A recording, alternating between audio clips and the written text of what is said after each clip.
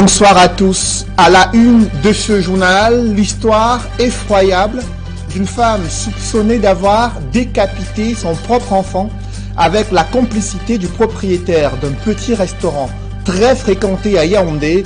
Au lendemain de l'arrestation des deux principaux suspects, l'opinion publique est sous le choc.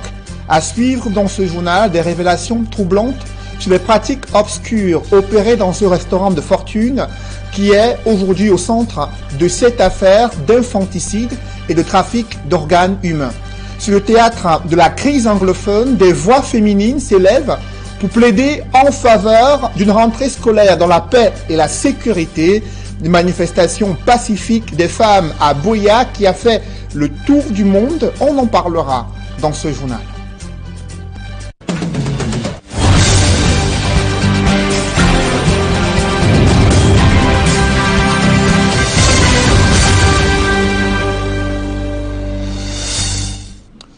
Merci de suivre cette édition complète de l'information sur Equinox Télévision. Un infanticide qui défraie la chronique et alimente les conversations depuis quelques jours. L'histoire rocambolesque met en scène une femme soupçonnée d'avoir décapité son propre enfant avec la présumée complicité du propriétaire d'un petit restaurant très fréquenté à Yaoundé. Au lendemain de l'arrestation des deux principaux suspects, des langues se délient. Les populations, riverains et clients de ce restaurant sont choqués. Pourtant, ils appréciaient bien la viande qui était servie dans ce restaurant aujourd'hui au centre de cette affaire d'infanticide et de soupçons de trafic d'organes humains. C'est un reportage signé Emmanuel Diop et Marcelin Gansop. Sur les traces de cette scabreuse affaire, nous retrouvons sans difficulté le restaurant qui défraie la chronique depuis 24 heures. Il est situé à 200 mètres du lieu du carrefour Tradex Éleveur et à moins de 500 mètres du bac à ordures où la tête de l'enfant décapité a été retrouvée aux premières heures de lundi. Nous sommes dans le 5e arrondissement de Yaoundé. Apparemment, ils ont constaté que quand on a trouvé le corps, la tête, il fallait qu'il rentre se débarrasser du corps. Et le corps était entre les toilettes et le mur en bois. Ils ont rentré voulant incendier la maison. Ça n'a pas pu. C'est aux environs de 2 heures qu'on a enlevé le corps. C'est les voisins qui ont trouvé le corps. Et le corps était déjà, on a boucané et coupé les bras, apprêté, puisque la tête était coupée au niveau d'ici.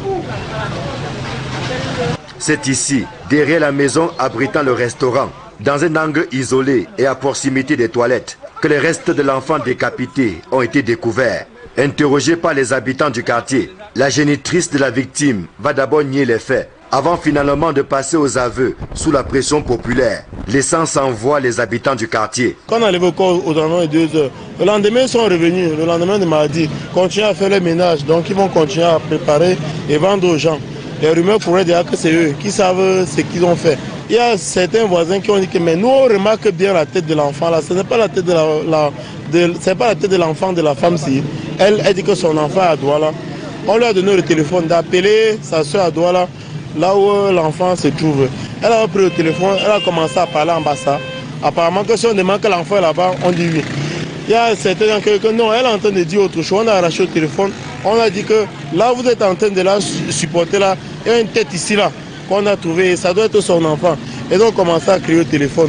C'est là où maintenant on s'est mis à commencer à la battre. On est venu ici arrêter le bienfait. Voici la présumée meurtrière, Dame Gobaya Jeanne.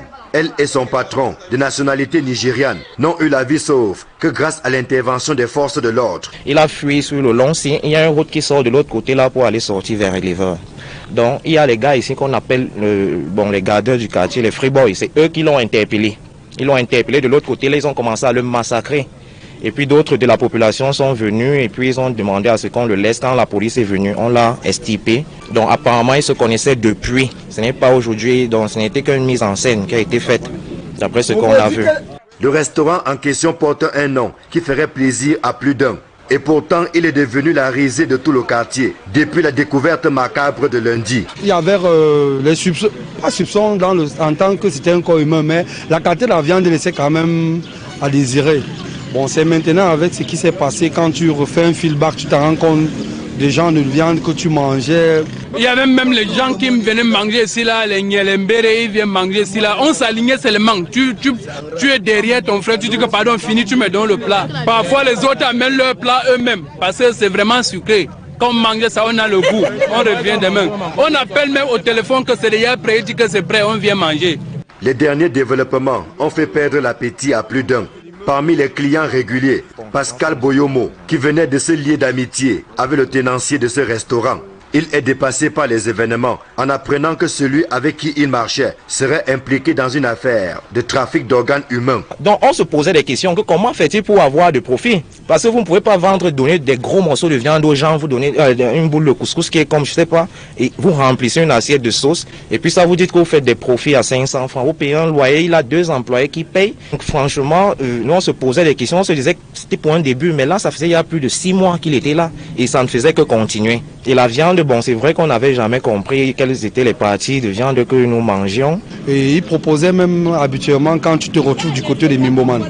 Il a sa soeur là-bas qui vend aussi la nourriture. Si tu es du côté là, tu veux manger, c'est la même. Il proposait, il disait que c'est la même viande, la nourriture, c'est la même qualité. Donc ça veut dire que forcément même du côté là, il y avait aussi le même problème. De quoi donner la nausée à ceux qui ont régulièrement mangé du héros dans ces restaurants et qui n'ouvrent les yeux que maintenant devant la triste réalité. On ne prépare pas d'autre chose si ce n'est que le héros. Je crois bien qu'on mélange ça avec la peau du bœuf parce que quand tu manges ça sent la peau du bœuf. Tu crois que peut-être c'est la chair du bœuf qu'on a mis dedans. Une casserole et 2 petites marmites et une marmite de piment. On a versé tout ça ici là, dehors. Ça a passé la nuit, même le chien n'a pas pu manger. Il faut comprendre que c'est très très dangereux. Désormais entre les mains de la division régionale de la police judiciaire, Ngobaya Jeanne et le propriétaire du restaurant attendent d'être fixés sur leur sort. Les fins limiers de la police doivent percer tous les mystères de l'histoire. Question de savoir s'il s'agit d'un acte isolé ou alors d'un vaste réseau de trafic d'organes humains dont les tentacules pourraient s'étendre dans toute la ville et même en dehors. Au quartier éleveur et ses environs, les populations qui réclament que justice soit faite ont perdu la voix après avoir perdu l'appétit. La présumée meurtrière Ngobaya Jeanne et son patron de nationalité nigériane sont entre les mains de la division régionale de la police judiciaire du centre. En attendant, c'est la stupéfaction ici au quartier éleveur. Une seule question taraude les esprits. Pourquoi en est-on arrivé là? Ici Emmanuel Job, Marcelin Gansop, Equinox Télévision. À quelques jours de la rentrée scolaire, les nouvelles modalités d'inscription des élèves s'avèrent plus compliquées que prévu. De nombreux parents continuent de se bousculer devant les bureaux administratifs de certains lycées. Situés à Douala, la complexité des procédures est pointée du doigt. C'est le constat que font nos reporters Mitterrand Dam et Isabelle Carole Zoupet. À quelques jours de la rentrée scolaire au Cameroun, s'inscrire dans les établissements publics relève d'un parcours de combattant pour les parents d'élèves. C'est le cas au lycée de Bépanda, situé dans le 5e arrondissement de la ville de Douala. Nous sommes là depuis hier par rapport à escorter les enfants. Hier, quand nous sommes arrivés, on nous a demandé d'aller d'abord à la banque. Après la banque, on nous a demandé de venir, c'était où une parfumerie pour payer ce dossier. Je suis arrivée hier là-bas, la dame m'a dit c'est fini, 12h30, c'était fini. Il fallait que je revienne aujourd'hui ce matin très tôt. Je suis arrivée très tôt ce matin, 5h45. Pour inscrire ma fille, et je me rends compte que l'inscription est tellement complexe. Complexe parce qu'il y a des indications formelles de l'établissement qui vous demandent d'abord d'aller à la banque et il y a un numéro de compte. Et à la banque, vous versez 29 000 francs. Et quand vous revenez au sein de l'établissement et hors de l'établissement, il y a un cybercafé où vous êtes obligé de payer d'abord un dossier de l'élève. Et après ce dossier, vous devez verser de manière formelle 5 500 francs pour la tenue. C'est obligatoire. Et quand vous revenez ici, vous versez 7 500 francs et conditionné par le reçu qui vous est délivré par le cybercafé. Donc c'est extrêmement compliqué. Les responsables de cet établissement qui font la sourde oreille face à ce problème disent être à pied d'œuvre pour ne pas rater le train de la rentrée scolaire. Nous avons tenu avec Madame le Proviseur, Madame Boatama, une réunion de concertation afin justement de définir tous les contours. Nous sommes passés de la propreté du site, de l'environnement, à la pédagogie, à la discipline. Et nous avons même touché tous les autres secteurs, c'est-à-dire l'orientation scolaire, le service des PS, le service des APPS, parce qu'il est question que nous prenions effectivement le train de la rentrée. Malgré l'innovation apportée par le ministre des Enseignements secondaires quant au paiement des frais de scolarité par voie électronique, le processus d'inscription dans les établissements publics demeure un véritable casse-tête. Je vous le disais en titre, des voix féminines s'élèvent sur le théâtre de la crise anglophone pour plaider en faveur d'une rentrée scolaire dans la paix et la sécurité. C'est en tout cas le message qu'elles ont tenu à faire passer lors d'une manifestation qui s'est déroulée en plein centre-ville à Buea, dans la région du sud-ouest. Ces femmes munies d'arbres de la paix et des messages pour dénoncer les désastres socio-économiques causés par ces conflits armés décriés dans les régions du nord-ouest et du sud-ouest et qui impactent depuis quelques années déjà sur le système éducatif dans cette partie du Cameroun. Parlons à présent de la route nationale numéro 5. Elle est en piteux état. En cette période de fin de vacances, des voyageurs vivent un véritable calvaire. Jacques Mollon et Flavien Dongo. Reportage.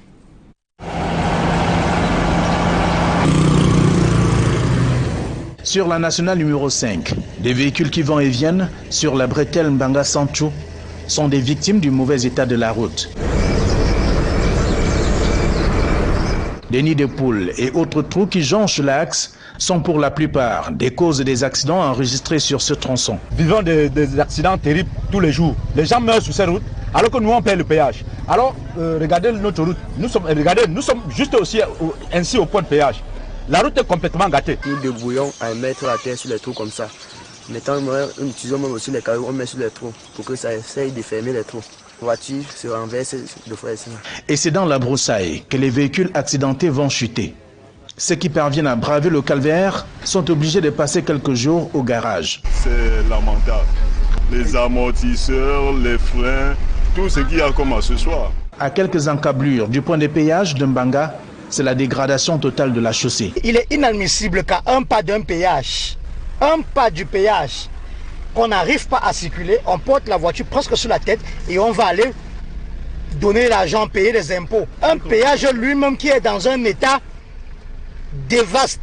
À quelques mois des grands rendez-vous sportifs et politiques au Cameroun, la nationale numéro 5 reste l'axe le plus dangereux de l'heure dans notre pays, surtout en cette veille de rentrée scolaire, selon des observateurs.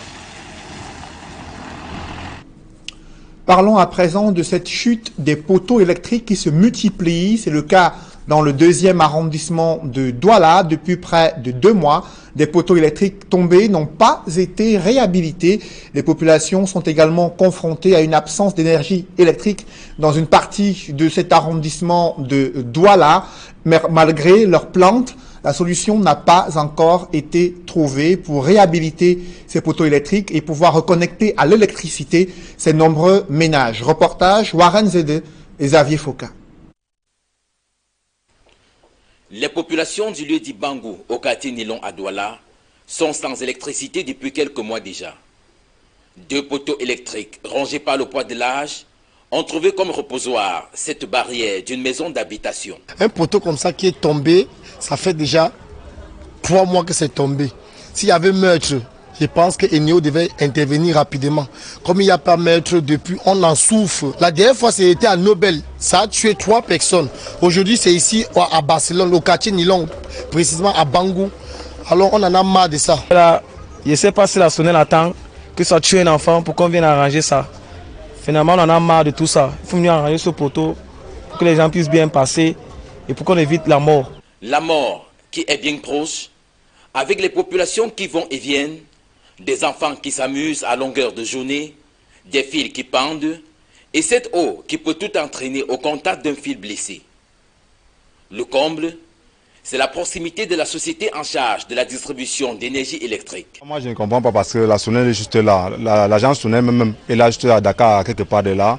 Il y a une agence là à Brazzaville qui a 100 francs de là. Mais je suis étonné de voir que ça fait 2 mois aujourd'hui. Ce poteau est tout là tombé. Il y a tellement d'enfants comme vous pouvez constater qui jouent là à longueur de journée. Et ils sont là, ils grimpent sur le poteau. Et si vous constatez bien même, ça a adossé sur un portail. Donc il suffit qu'un fils soit blessé là pour que ces enfants soient vraiment, je vais dire, qu'ils meurent même. Alors une agence sonore ici, voilà Dakar ici, mais chaque fin du mois sont avec les quittances qu'on doit payer. On paye quoi? On paye quoi ce qu'on ne consomme pas? On vit dans le noir avec les enfants. Si qu'on arrive un enfant dans la nuit, même s'il faut chercher le même comprimé, on va prendre ça. La situation que vivent les populations de ce quartier depuis 2 mois déjà ne va pas sans conséquences. Ça m'a pété mon plasma et ça nous donne la baisse tension. On n'a pas de lumière. La dernière fois, l'incendie devait se prendre au niveau de mon voisin là parce qu'on dort avec de la bougie. Il n'y a pas de lumière. Quand on met la bougie comme ça, demain, la maison va prendre feu. Avec les enfants qui jouent partout là, ça peut créer un incendie. Et moi je trouve que ce n'est pas normal. C'est à Bonanjo ce qu'on est à venir arranger. La moindre étincelle embraserait tout le quartier au regard de la qualité du matériel de construction utilisé. Les élèves de la zone sont inquiets à quelques jours de la rentrée des classes. Je pense que la SONEL devrait s'occuper du poteau aussi parce que dans bientôt l'école commence et il n'y aura pas la lumière pour pouvoir apprendre le soir. Ça risque de tuer un enfant ici là et je ne sais pas s'ils attendent que ça tue un enfant avant qu'ils viennent arranger. Plusieurs autres quartiers de la ville de Douala sont dans la même situation que celle vécue par les habitants. Dans le reste de l'actualité, à l'heure de l'accalmie sur le théâtre, sur le front de guerre contre le terrorisme, le gouvernement a engagé la construction des édifices détruits lors des attaques des terroristes à Maroua et rassure les populations sur les mesures de sécurité pour les protéger contre les attaques des terroristes et les groupes de bandits qui sévissent dans le Grand Nord. Reportage Amadou Daïrou, Jean-Blaise Goupéé et Flavien Valodongo. Les populations des départements du Mayo-Sava et du Mayo-Sanaga dans la région de l'extrême nord viennent d'accueillir le ministre de l'administration territoriale. L'émissaire du chef de l'État dans cette partie du pays qui sort progressivement des griffes de Boko Haram est allé booster le moral des habitants qui ont foulé le pire. Ça nous va tout droit au cœur et vous avez suivi les mots du représentant de la population, ça ne demande pas ce que j'ai dit. Alors donc, vraiment, c'est avec une certaine émotion que nous réagissons à une telle situation, mais nous sommes très contents. À l'hôpital des districts de santé de Kolofata, comme ailleurs, le ministre Atangandi n'est pas allé les mains vides. On n'a jamais eu de visite pareille. Le gouverneur venait, notre délégué de la santé publique venait. Je ne sais comment vous remercier avec le don que vous avez laissé, les 1 600 000 pour donner au personnel de santé de l'hôpital du district de Kolofata, les 30 matelas et les 25 couvertures. Le nécessaire de couchage, les denrées alimentaires de première nécessité, associé à tout ceci, la construction des salles de classe et des formations sanitaires sont la conséquence des efforts des Camerounais, soucieux du devenir des populations qui sortent à peine de la guerre. Avec l'argent cotisé par les Camerounais, on a vu des bâtiments, on a vu les centres de santé, nous avons vu les encouragements aux agriculteurs, nous avons vu le soutien au comité de vigilance et tout le monde a trouvé son compte. Ça veut dire que les planteurs ou les agriculteurs qui ont eu des éleveurs, qui ont eu des champs détruits, ils ont eu de quoi reprendre les activités. Le patron de l'administration territoriale estime que les efforts menés dans le Grand Nord devraient servir d'exemple dans les régions anglophones. Puisqu'il y a une opération similaire pour les régions du Nord-Ouest et du Sud-Ouest, c'était nécessaire de venir voir comment ça a été géré, ça a été très bien géré dans la région de l'extrême Nord. Après l'extrême Nord et le Nord, Paul Atangandi s'est rendu dans la région de la Damawa, où l'occasion lui a été donnée de faire le point sur la situation sécuritaire en Ngaoundéré. Comme vous pouvez constater, la région de la Damawa est une région calme. Mais avant cette réunion, j'ai tenu à transmettre au gouverneur, aux autorités administratives et aux forces de défense et de sécurité les encouragements du chef de l'État. Ils ont pu neutraliser les gangs dangereux qui procédaient au kidnapping et qui demandaient des rançons. En cette veille de rentrée scolaire et particulièrement de la présidentielle du 7 octobre prochain, le renforcement des mesures de sécurité reste de mise pour le bon fonctionnement du processus électoral dans la Damawa. Le président de la République m'a aussi chargé de leur demander d'apporter leur encadrement à Elekan. Elekan qui est l'organe indépendant chargé d'organiser les élections. Dans les régions de l'extrême nord, du nord comme dans la Damawa, le ministre Tangandi a visité les camps des réfugiés et des déplacés et surtout a encouragé les reconvertis de Boko Haram. Pour la Tangandi, s'est aussi rendu sur les décombres du domicile du ministre Amadou Ali, incendié par des éléments de la secte islamiste Boko Haram. Parlons à présent de cet hommage rendu au célèbre industriel Kadji de Fotso. Il s'agit de Sa Majesté Sikam Api V, roi des Bana, qui a effectué le déplacement de Douala pour reconforter la famille de Kadji de Fotso, dûment éprouvée, mais aussi inviter les membres de sa communauté à pouvoir justement poursuivre l'œuvre de Kadji de Fotso. Reportage Warren Zede et Sylvestre Zangaou.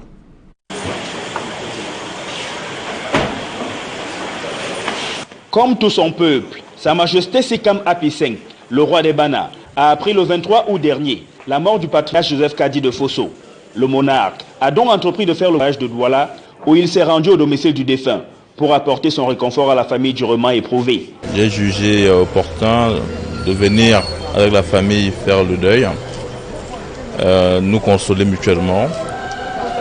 Et voilà, c'était ça, et je remercie mon frère, le chef Poité, qui a bien voulu m'accompagner pour qu'ensemble nous venions témoigner de notre profonde tristesse. Le peuple Bana est touché. Je peux dire, c'est notre capitaine, c'est notre baoba qui s'en va. Vous pouvez imaginer la douleur qui nous habite. Et c'était légitime que je vienne l'exprimer à l'endroit des enfants, à l'endroit de son épouse et à l'endroit de tous les Bana du Vouri. Le roi des Bana affirme que la disparition de Joseph Kadji de Fosso est une grosse perte pour ce peuple du département du Onkam en particulier et pour le Cameroun en général, lui qui était l'un des piliers de l'économie du pays. Il représentait beaucoup. C'est à travers lui qu'on connaissait que Bana existe. Je me souviens à une certaine époque, j'ai voyagé pour Yaoundé, j'ai été interpellé par un contrat contre la police. J'avais du mal à me représenter. Il a fallu que je dise que je suis le chef de Kadji pour que le policier dise le chef Bana, le chef de Kadji. Ben voilà, donc il était pour Bana beaucoup, il incarnait Bana. Bana, c'était lui. Le message de Sa Majesté Sikam Api V au peuple Bana est donc clair. C'est de dire faisons le deuil, portons dignement le deuil, soyons fiers du parcours qui est le sien. C'est un riche héritage qu'il nous laisse. Maintenant, à nous, à commencer par ses enfants et ensuite à tout le peuple Bana, d'être fiers de cet héritage et de faire ce qu'il faut faire dans l'amour, dans l'unité, dans l'entente parfaite pour que cet héritage-là ne se perde pas. Il a fait son temps, il a fait, et il peut le dire fièrement, il a fait ce qu'il a pu. Maintenant, à nous tous, ses héritiers, à commencer par ses enfants, de faire en sorte que cet héritage-là, n'est-ce pas, se perpétue et que ce nom Kadji de Fosso ne se perde. Parce que c'est un patrimoine, rien que son nom, c'est un patrimoine. Et ça, il faut le sauvegarder. Et ça, il faut l'entretenir. Et il revient à nous tous de le faire. Et j'entends jouer pleinement mon rôle pour que cela se fasse dans la quiétude, dans la paix et à la hauteur de l'homme. Le patriarche Fouatoula Joseph Kadji de Fosso restera donc à jamais immortel dans la mémoire du peuple Bana. Et ses œuvres continueront à parler au monde entier.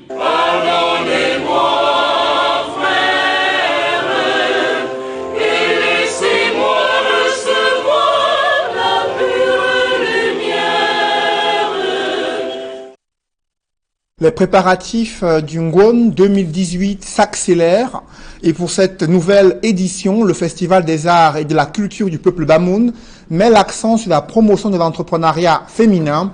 À cette occasion, des journées réseautage ont été organisées à Fumban. Reportage. C'est la crème féminine Bamoun qui s'est retrouvée au centre Mantoum à Fumban à l'occasion de cette deuxième journée de réseautage.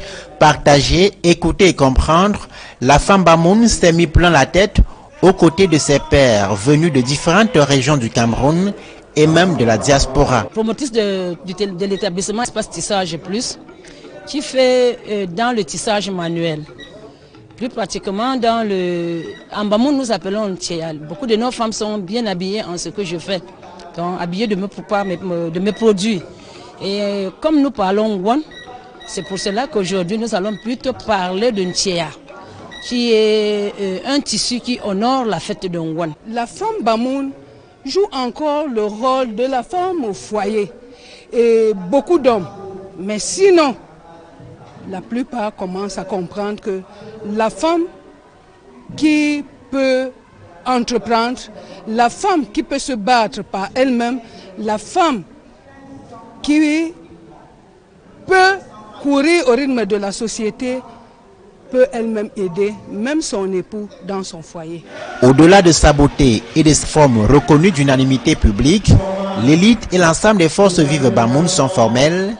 La femme Bamoun est plus que jamais appelée à se chercher une place de notoriété dans l'espace socio-économique actuel. Moderniser et encourager la femme Bamoun qui est sombrée dans son mutisme et son silence.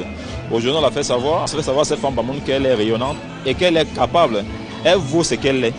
Et nous voulons, comme ça, à tous les rangs, que ce soit la commerçante, la culturière, la cultivatrice, ou bien celle qui fait dans n'importe quel métier, les métiers domestiques, les promouvoir parce qu'on est quelqu'un, parce qu'on sait ce qu'on fait et on fait bien ce qu'on fait. Cette deuxième journée de réseautage, après celle de Douala le 28 juillet dernier, est préparatoire au carnaval de la femme Bamoun, prévu le 6 décembre prochain et dont les différentes antennes régionales d'organisation ont été présentées à Fumban. On a mis les choses en fonction de Fumban pour progressivement amener la femme Bamoun à aller de l'avant. Et là, nous sommes très contents de ce qui s'est passé. Elles ont adhéré, elles sont contentes. Voilà. Le niveau préparatif pour le festival, il est pour le carnaval, il est bon? Très bon. On peut faire le carnaval dès demain. Les femmes sont prêtes. Elles sont prêtes. Elles veulent même déjà que le 6 décembre arrive. Elles ont déjà prêté leur tenue, leur coiffure, leur parure. Tout est déjà prêt. Ils sont prêts. Le carnaval de la femme Bamoun, une idée du sultan roi de ce peuple mythique, est une vitrine pour la femme Bamoun. C'est l'innovation de la 547e édition du Ngwan, le festival du peuple Bamoun, prévu du 2 au 9 décembre prochain, sous le signe du ressourcement culturel et de l'affermissement du vivre ensemble.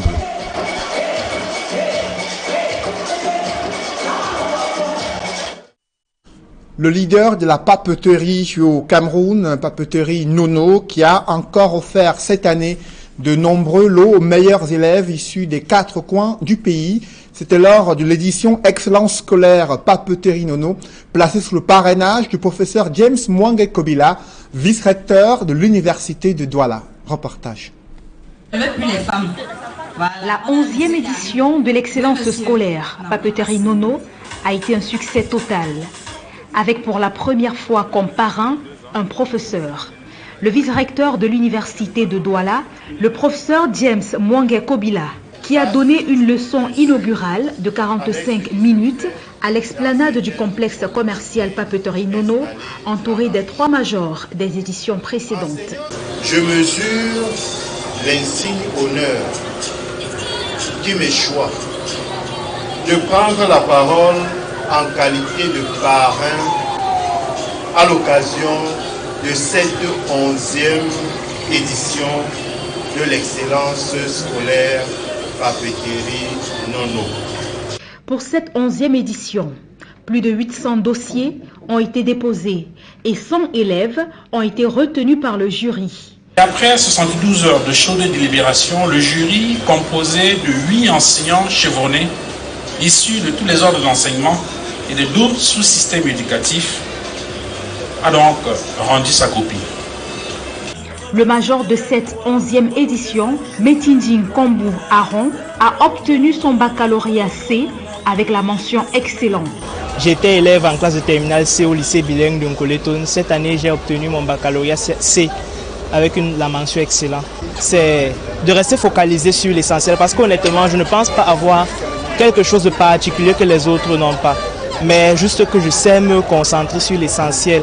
Les lauréats d'or pour le sous-système anglophone de l'enseignement primaire, Ninambela Maeva occupe la première place avec 19,50 de moyenne. Azienda Manjo Emanuela a obtenu son DCE O-Level dans 11 matières.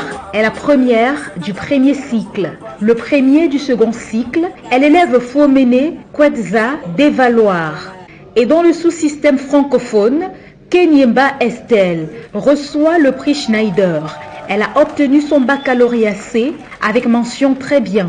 Je suis trop dans la joie, je suis très émue de l'action que Papa Nono fait, qu'en fait cette initiative qu'il a prise dès le début soit continuée. Quant au prix spécial du jury, il revient à Issouk Marthe Verouchka qui a obtenu son baccalauréat avec mention très bien. Et le porte-flambeau Kamnyo Glody, élève en classe de première, a obtenu une moyenne annuelle de 16,89. Il a donc reçu la flamme de l'excellence des mains de Kenye Estelle Mba, avec pour mission de décrocher son baccalauréat avec la plus grande mention.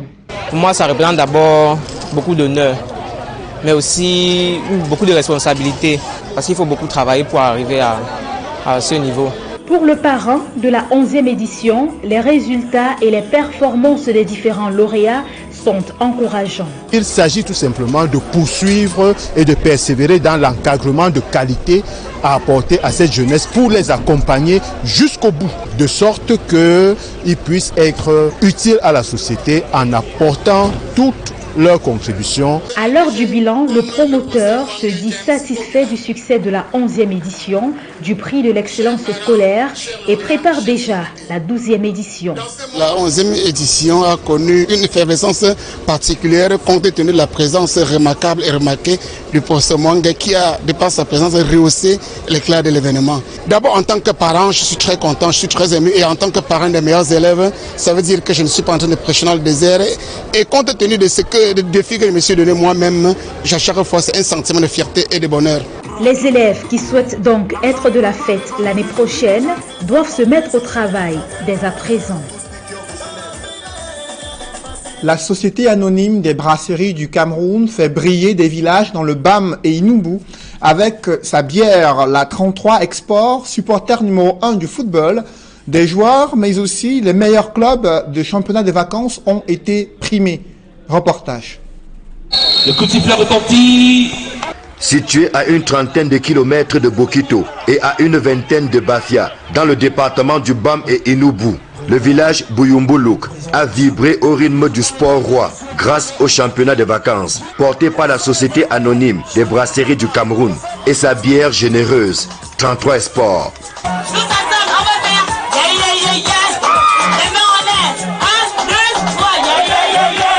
La finale opposant Ekolo 1 à Bichagat FC a été un régal pour le public venu massivement célébrer les valeurs de performance et d'excellence chères à la Société anonyme des brasseries du Cameroun.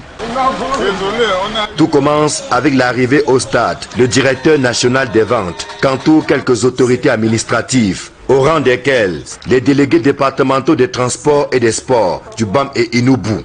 L'accueil réservé par les autorités traditionnelles de Buyumbuluk est des plus chaleureux. Je vous remercie.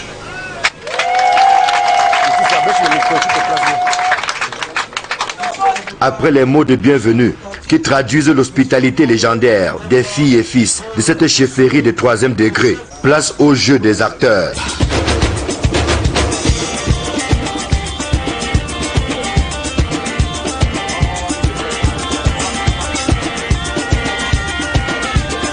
Ekolo 1 en rouge et Bichangat FC en blanc, tous habillés aux couleurs du supporter numéro 1 du football, offrent un spectacle alléchant. Au terme des 45 premières minutes, c'est Ekolo 1 qui mène les débats, 3-0.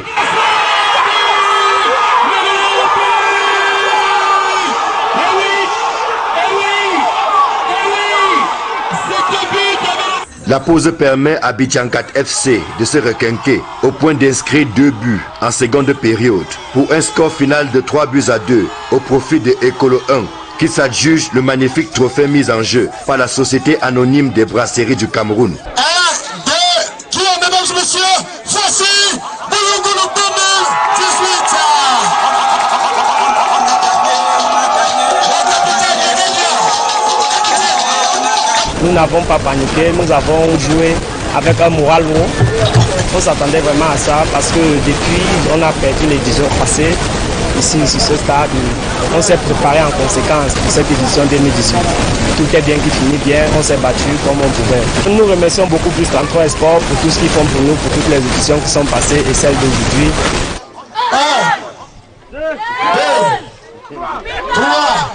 Dans la foulée, en dehors du trophée, diverses primes sont remises, aussi bien aux équipes finalistes qu'aux meilleurs joueurs et meilleurs buteurs de la compétition, qui aura regroupé 8 clubs. Au bout du compte, le sentiment du devoir accompli pour la Société anonyme des brasseries du Cameroun, qui a réitéré ici à Bouyoumboulou son soutien inégalé aux inconditionnels du football. Vous avez vu comment la population était très fière de cette finale qui finalement nous a produit un football de grosse facture. Et surtout, je pense que c'est le lieu pour les brasseries du Cameroun de remercier tous les consommateurs de nos produits, en particulier ceux de la 33 Sport, parce que c'est grâce, bien entendu, à la consommation de nos produits que nous sommes en mesure d'organiser ce type d'événements. C'est des événements que nous organisons sur l'ensemble du Cameroun. Et ça permet pendant les vacances aux jeunes de montrer de quoi ils peuvent être capables sur le plan du football. Bouyoumboulou, qui a ainsi été mis sous les feux de projecteurs, fait partie des 33 villes et villages qui ont vibré pendant 3 mois au rythme de 83 championnats de vacances grâce à 33 Sports qui partagent l'amour du sport roi et du beau jeu en favorisant l'éclosion des talents tout en luttant contre l'oisiveté des jeunes pendant les vacances. Paris gagné avec 33 Sports, le supporter numéro 1 du football. Mesdames, messieurs, c'est la fin de ce journal. Merci de l'avoir suivi. Juste après cette édition de 20h, retrouvez Serge Alain Autou et ses invités pour le débrief du journal sur le plateau d'Equinox Soir. Serge Alain.